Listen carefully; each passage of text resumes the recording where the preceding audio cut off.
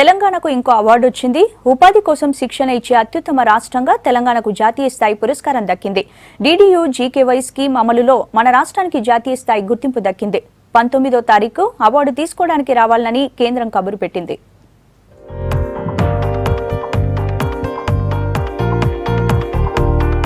యువతకు ఉపాధి కల్పించడానికి కృషి చేస్తున్న రాష్ట్రాలలో తెలంగాణకు జాతీయ స్థాయిలో గొప్ప గుర్తింపు దక్కింది.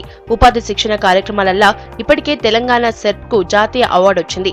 ఇప్పుడు employment generation and marketing machine కు పురస్కారం లభించింది. ఈ నెల 19న ఢిల్లీ విజ్ఞాన భవన్ లో జరిగే అవార్డుల కార్యక్రమానికి హాజరు కావాలని తెలంగాణ పంచాయతీరాజ్ మరియు గ్రామీణ అభివృద్ధి శాఖ ప్రిన్సిపల్ సెక్రటరీ వికాస్ రాజుకు కేంద్ర గ్రామీణ అభివృద్ధి జాయింట్ సెక్రటరీ అల్కా ఉపాధ్యాయ లెటర్ రాశారు.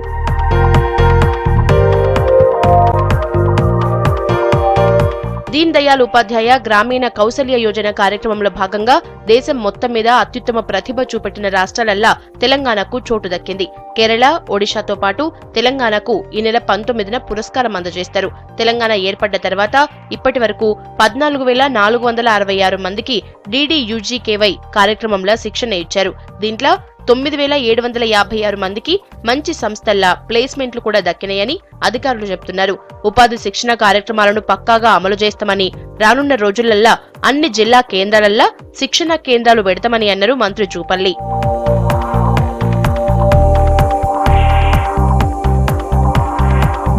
ఉపాధి హామీ అమలుతో పాటు సెర్ప్, EGMMలు కూడా ఈ ఏడాది కేంద్ర పురస్కారాలు దక్కించుకోవడంతో పంచాయతీరాజ్ శాఖలో ఉత్సాహం కనిపిస్తోంది.